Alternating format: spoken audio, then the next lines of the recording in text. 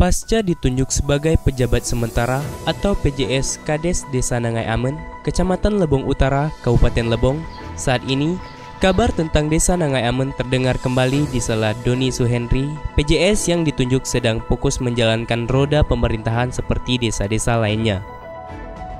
Kalau untuk sementara sudah hampir 1 bulan ini sudah kita upayakan untuk adakan musyawarah, rapat atau segala macam upaya untuk menjalankan administrasi dan roda pemerintahan yang ada di desa kita sekarang.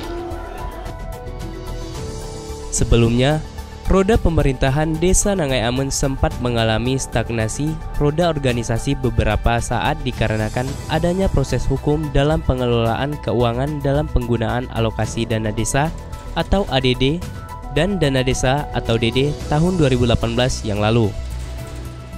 Dan kemungkinan kan di sebagian besar administrasi ataupun masalah roda pemerintahan di desa ini sudah hampir setahun itu vakum ataupun tidak berjalan, dan kita upayakan untuk berjalan sesuai dengan aturan yang ada, dan kemungkinan kita akan lakukan upaya-upaya yang semaksimal mungkin untuk melaksanakan hal itu.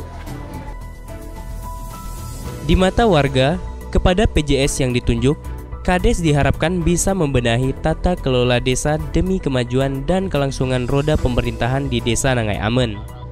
Doni Suhendri sendiri merupakan pegawai negeri sipil atau PNS, dan ia dilantik untuk menjabat PJS Kades Nangai Amen 1 bulan yang lalu.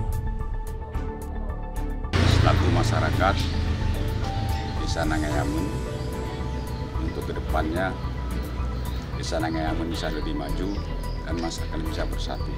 Jadi untuk pembangunan Desa Nangai Amen, kami dari generasi penerus Desa Nangai Amen juga berharap untuk kedepannya lebih maju dan lebih baik. Kontributor Labung TV, Rega Saputra, melaporkan.